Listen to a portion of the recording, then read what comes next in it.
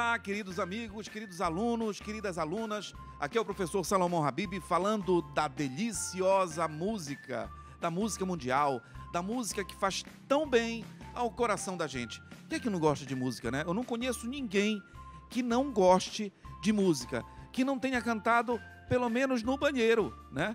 Para assustar um pouco os vizinhos, ou então para encantar os vizinhos, como queira, mas canta. A música faz parte da gente, faz parte da vida da gente. Do choro da criança, quando vem a luz dada pela mãe, que ele chora para se comunicar, até o momento que a gente é idoso, que a gente canta as modinhas, que a gente canta as músicas antigas, lembrando do passado, a música está sempre presente. No comércio, a música está presente na educação, a música está presente no entretenimento, a música está presente na cultura, na arte, em todo lugar. E por falar em entretenimento, antes de começar a nossa exposição dos nossos instrumentos, eu queria dizer uma coisa bem interessante. Há uma diferença entre entretenimento e arte. São duas coisas distintas.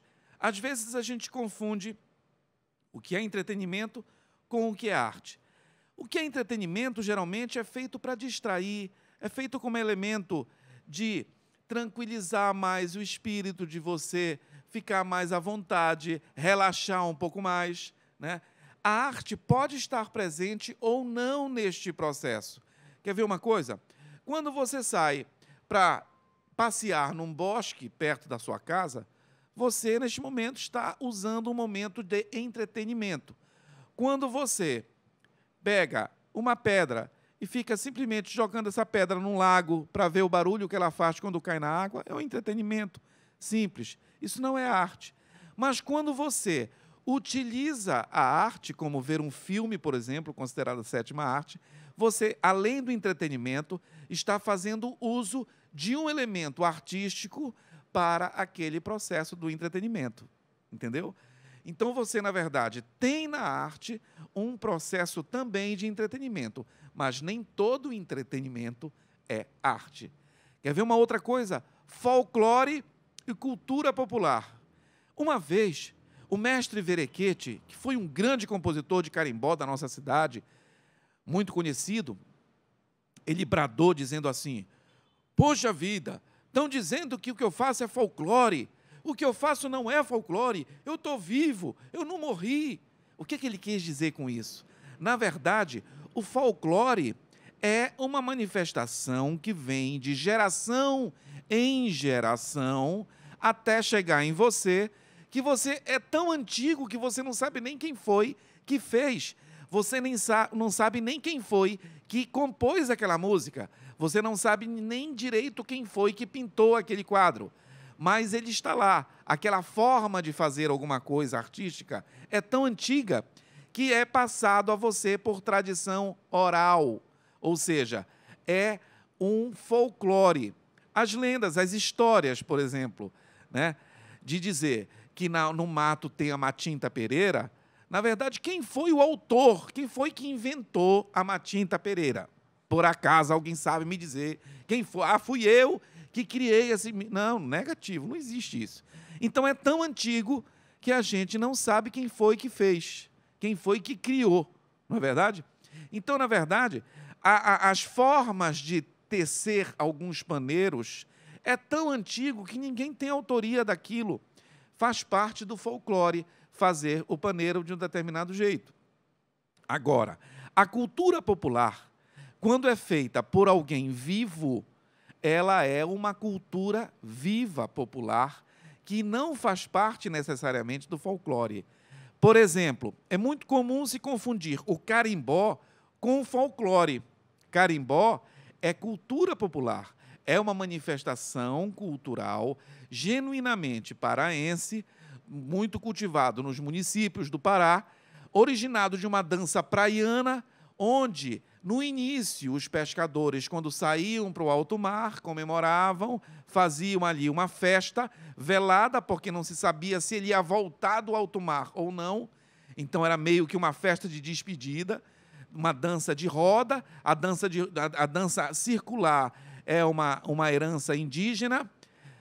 Os tambores africanos, né, é uma herança afro, como eu já disse aqui, porque os índios tocavam a madeira na madeira, os tambores foram de origem africana, e as indumentárias, as histórias de influência europeia. Então, a gente tem aí, mais uma vez, a tríade, ou seja, os 3 elementos que compõem a cultura brasileira, focalizados aonde? No carimbó, que é uma dança, um ritual, digamos assim, praiano, uma dança praiana, que tomou conta da cidade posteriormente, tocando nas festas, até chegar num conceito urbano da música, como, por exemplo, a gente tem no nosso querido mestre Aurino Quirino, que canta aquele carimbó, que é mais ou menos assim.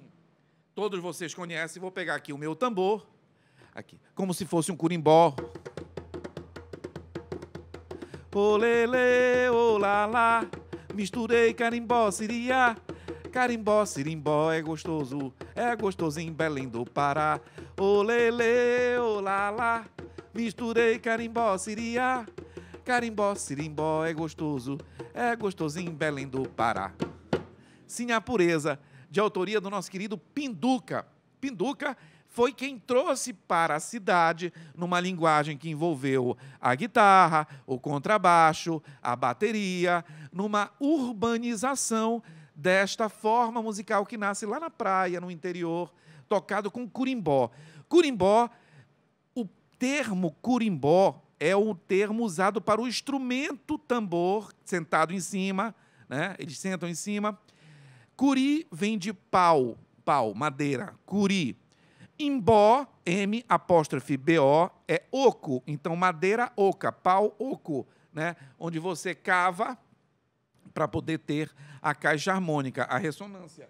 Mais ou menos como foi feito com este aqui, que é de madeira, reparem aqui, ó. Ele é oco na parte de dentro, ó, não sei se está dando para ver, né? Isso é uma peça de madeira só, que foi cavada aqui dentro para poder dar esta sonoridade, né? Então, curimbó, a etimologia da palavra, ou seja, a origem da palavra vem de curimbó, só para vocês saberem. Então, muitas foram as formas evolutivas desse gênero musical genuinamente amazônico, paraense, denominado carimbó. Mas, no carimbó, a gente tem uma forma que traz muitas outras formas em conjunto. Uma vez me perguntaram por que o banjo, que é um pandeiro com cordas, um braço, é um instrumento meio esquisito, meio estranho, mas que existe há muito tempo, sobretudo nos Estados Unidos, no jazz, é muito utilizado. O banjo chega aqui no período pós-guerra, porque por aqui, pela Amazônia, passaram muitos norte-americanos. Supõe-se que esses norte-americanos tenham trazido a cultura deles para cá. Dentre esses instrumentos que eles trouxeram também o banjo, e o banjo foi inserido no contexto do carimbó, como também, às vezes, o cavaquinho é colocado. Mas, em geral, num grupo de pau e corda, você tem o violão, a flauta, a maraca e o tambor. No carimbó, você tem o ganzá, o curimbó, o banjo, né, e a flauta. Em geral, e o cantor, os bailarinos também, as pessoas que dançam, o curimbó. Mas, voltando um pouquinho mais atrás, na origem que eu falei, que o indígena fazia o toque da madeira na madeira, eu trouxe para mostrar para vocês esse instrumento aqui, que são 2 pedaços de madeira, uma madeira simples, né? Pode ser pau amarelo, pode ser outro tipo de madeira, cedro, né? Chamado clave. Esse instrumento é responsável por uma marcação em muitas formações, inclusive de orquestras sinfônicas. A clave, ela é um instrumento utilizado na parte de percussão. Mas isso aqui é uma ancestralidade. Aqui está a forma mais ancestral do homem fazer o ritmo, que é bater a madeira na madeira. O indígena fazia isso. Somente depois foi que, com a vinda dos africanos escravizados para cá, foi que a pele atada à madeira foi utilizada, transformando no tambor. que também foi inserido na nossa cultura. Nós tivemos outros tipos de instrumentos também, que eu sempre faço questão de mostrar. Por exemplo, essa aqui é uma maraca de mão. A maraca de mão substitui aquela maraca com cabo, que tem uma cabaça, com sementes dentro, que tem esse barulhinho. Aqui também eu tenho o chamado chicken shake, que nome bonito, não, nome todo cheio das elegâncias, né? Mas, na verdade, é ovinho de galinha. Né? Você tem aqui, nesses ovinhos, algumas esferas de metal que produzem esse som quando tocado. Claro que não é um ovinho de verdade, né, gente? Pelo amor de Deus, né? Coitada da galinha, se fosse colocar um ovo duro assim, desse jeito. Isso aqui é de um material plástico, como se fosse uma mica, que é trabalhado e colado aqui no meio com as esferas dentro. Temos também uma coisa bem interessante, que é um instrumento bem mais moderno, chamado finger shot. Esse finger shot é uma caixinha aqui, né?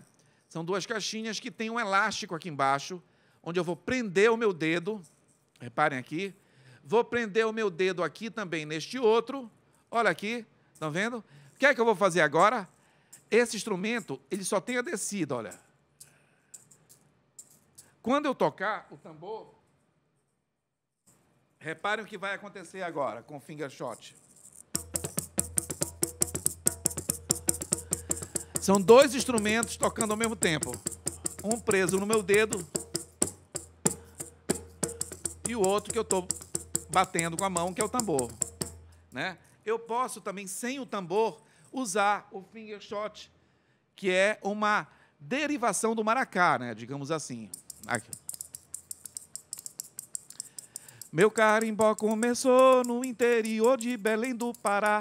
Vai ter em Cametá, vai ter Carapari, vai ter em Curuçá, vai ter em Santarém, vai ter no meu Belém.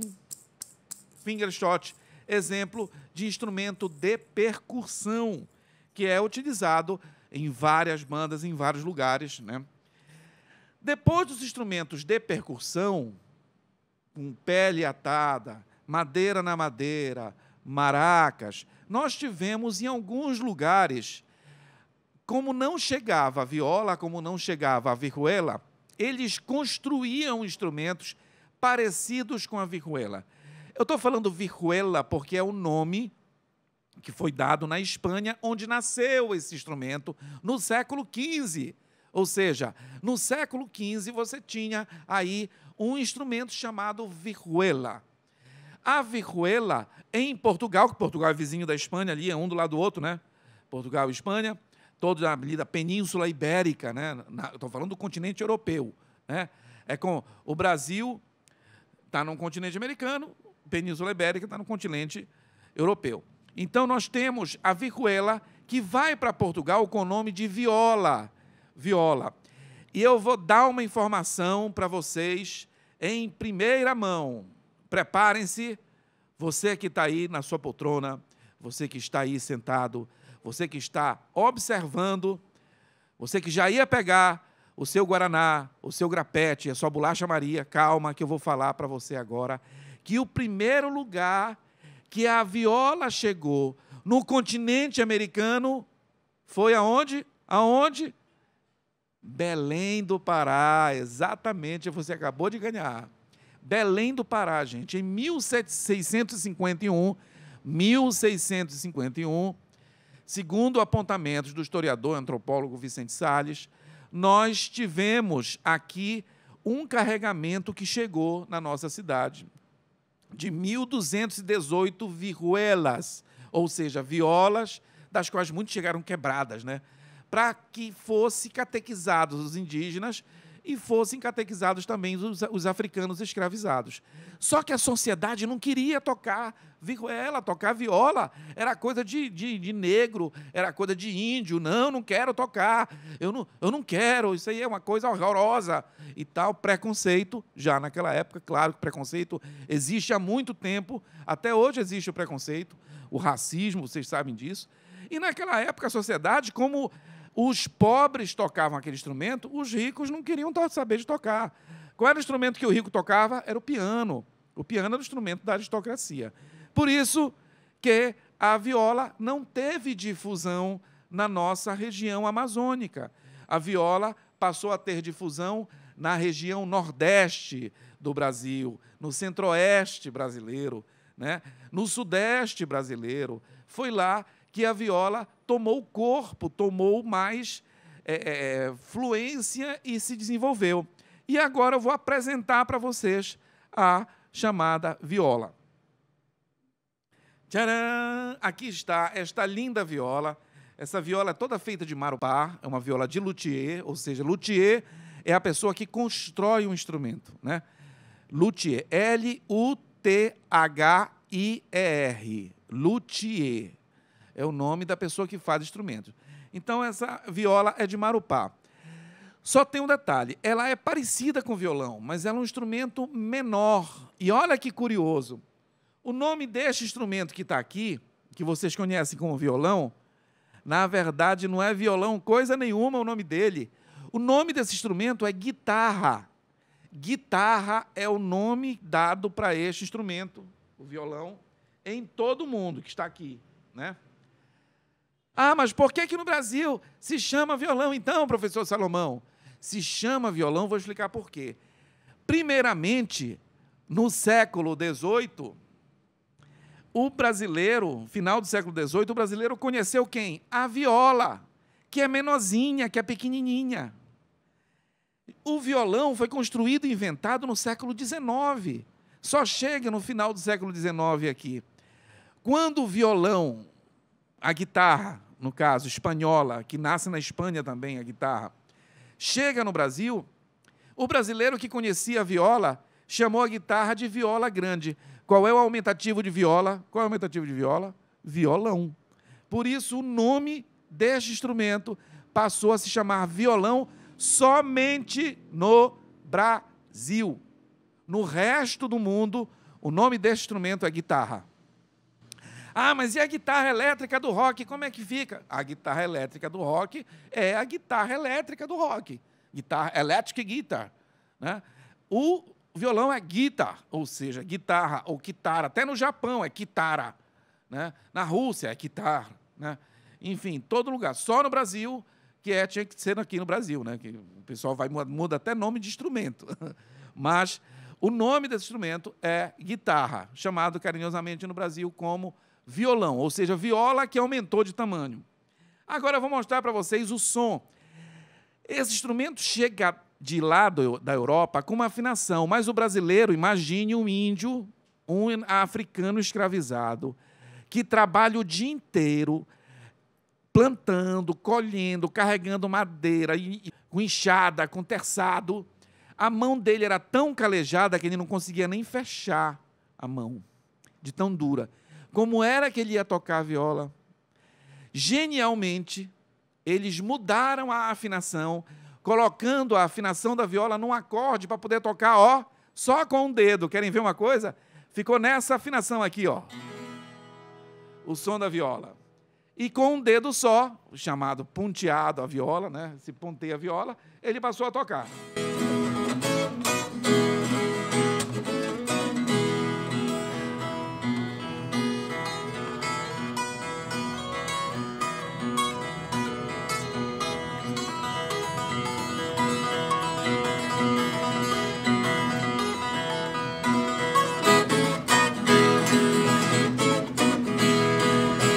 Reparem que eu usei só um dedo para tocar. Foi a forma que eles encontraram de poder tocar este instrumento. É genial. Eu sou apaixonado por essa história, porque é de uma genialidade. A necessidade faz com que você crie muitas coisas, né?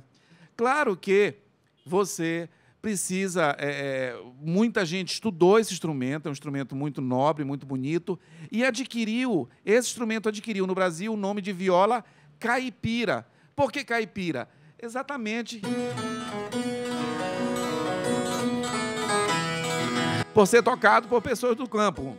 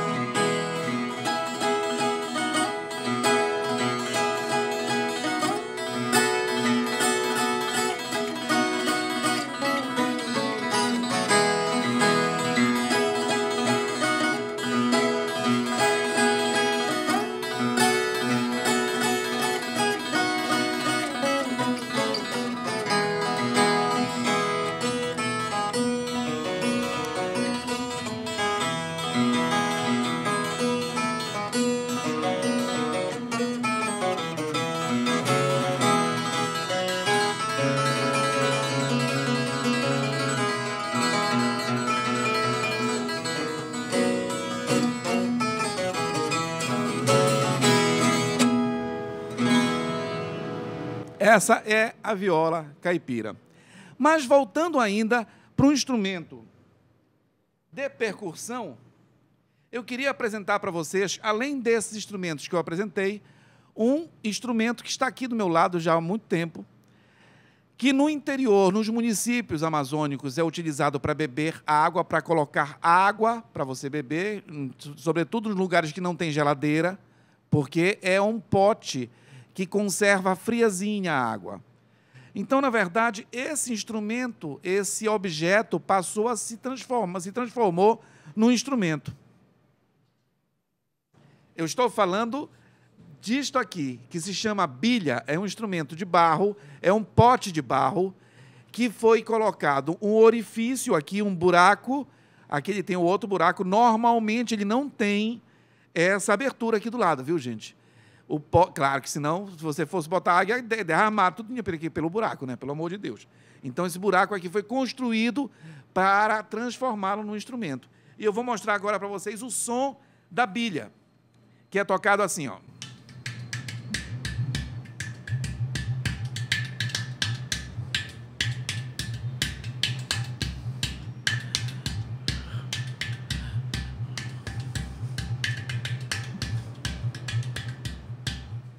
Gostaram do som da bilha? É um instrumento lindo, eu sou apaixonado pela bilha, eu sou apaixonado por tanta coisa, musicalmente falando, que eu nem sei dizer o que é que eu não sou apaixonado. Mas a bilha, essa bilha foi construída pelos alunos lá do Liceu Mestre Raimundo Cardoso, lá de Coraci, onde o Projeto Cantarolar esteve presente.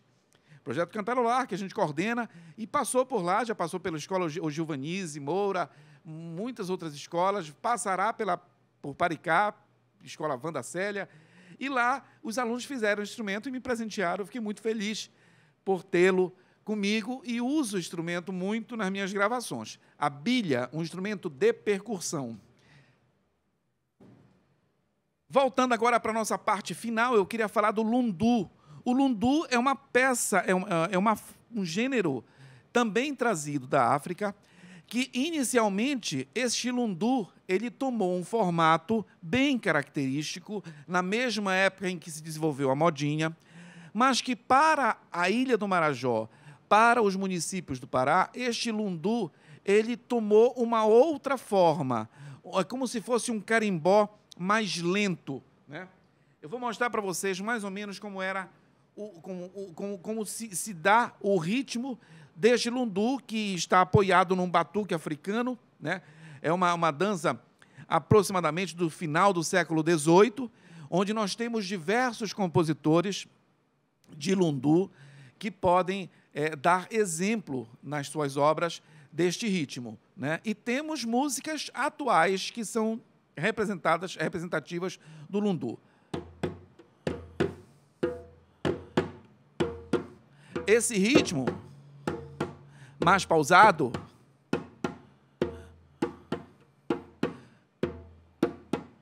tava na praia uma princesinha, tava na praia, viu uma princesinha, ela me chamou. Enfim, eu estou compondo essa música agora, tá?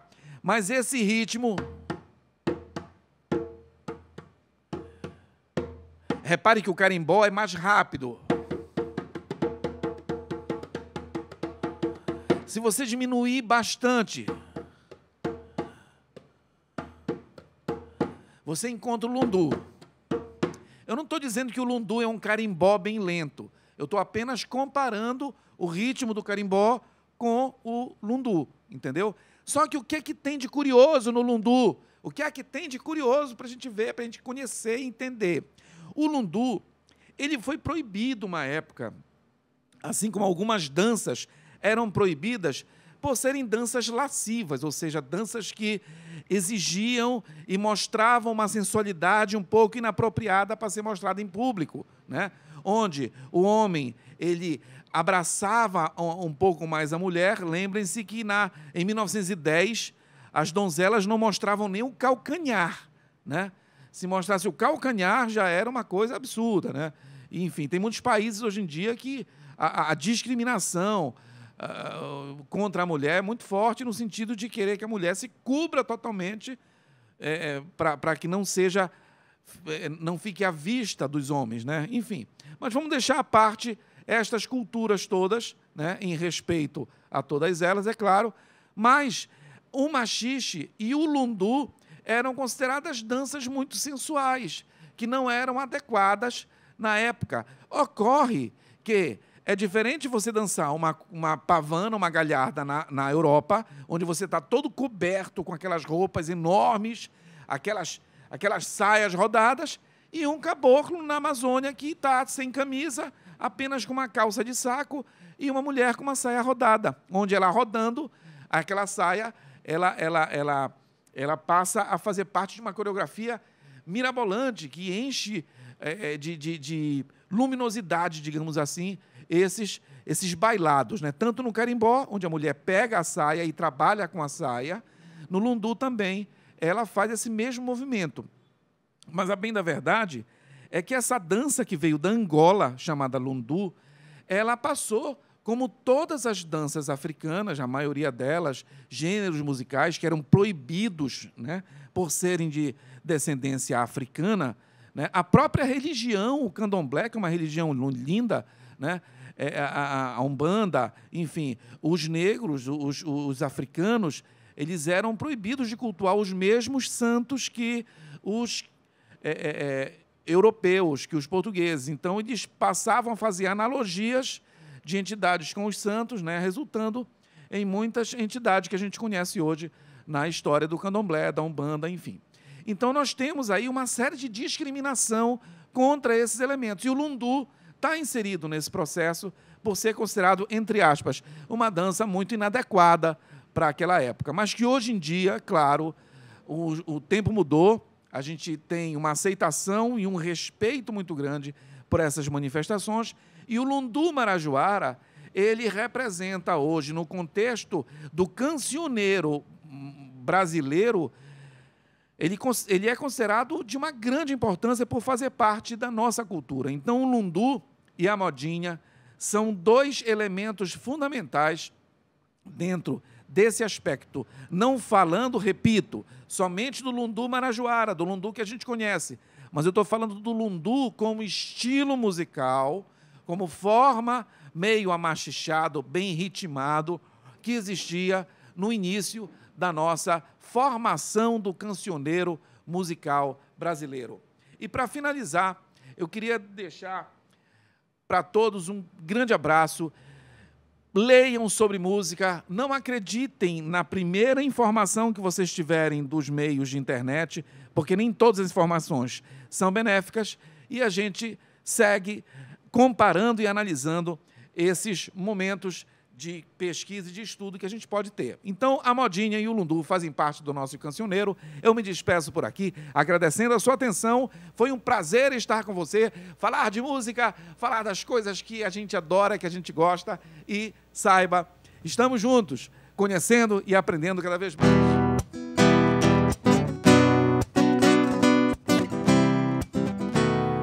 Lixo na lixeira, boa educação.